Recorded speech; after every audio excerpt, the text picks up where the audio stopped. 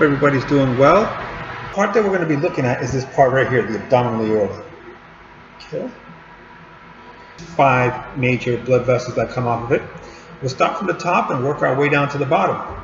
On the top here, you have the celiac trunk, and the celiac trunk is probably the toughest. It has 3 tributaries that come off of it.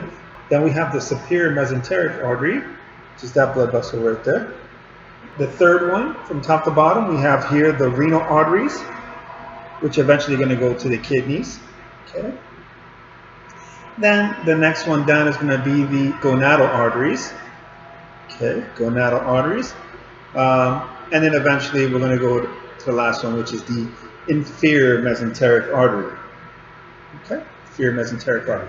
So those are 5 major blood vessels that come off the abdominal aorta. So let's go over each one.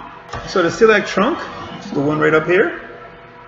Okay, so that celiac trunk is going to have, it's going to look like this right here. I like to use this model to depict the celiac trunk. Okay, let's look at it here from the front.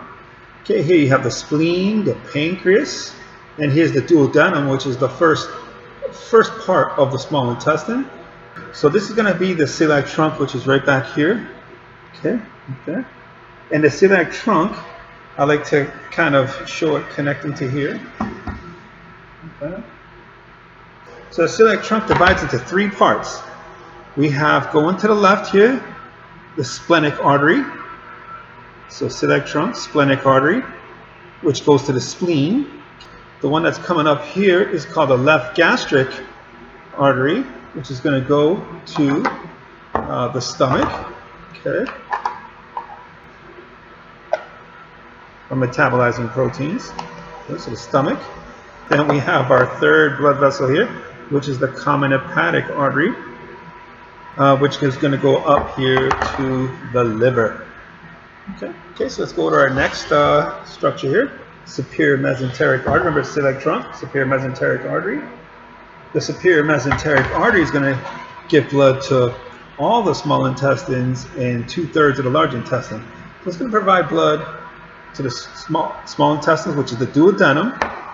We'll look at this model here. Jejunum, which is this top half, and then the ileum, which is the bottom half. Ascending colon and transverse colon. So superior mesenteric artery provides oxygen-rich blood to all the small intestines, duodenum, jejunum, ileum, and 2/3 of the large intestine, which is the ascending colon and transverse colon. Let's go down to our next one, which is our renal arteries here. The renal arteries pretty much just give oxygen-rich blood to the kidneys. Not only just oxygen-rich blood to the kidneys, but it's going to take the blood to the kidneys so it can be filtered and processed, so our blood can be nice and clean, not stagnant. Okay, and then our next blood vessel here is the gonadal arteries. That's just basically going to take the oxygen-rich blood to the ovaries for the female and the testes for the male. Okay. And then finally, our 5th blood vessel is going to be the inferior mesenteric artery, and that's going to take care of the remaining large intestine. Remember, the superior mesenteric artery takes care of the ascending and transverse, but the inferior mesenteric is going to take care of the descending colon. You don't see it here, but there's also a sigmoid colon, half the S on sigmoid. Then you have the rectum, and then the anus, which also gets blood from the inferior mesenteric artery. And here you can see some branching here of blood from the inferior mesenteric artery, right there, taking it to the descending colon and sigmoid colon. And here you see some branching from the superior mesenteric artery, okay, which gives blood to the ascending colon and transverse colon. Okay, so that's pretty much it for the abdominal aorta.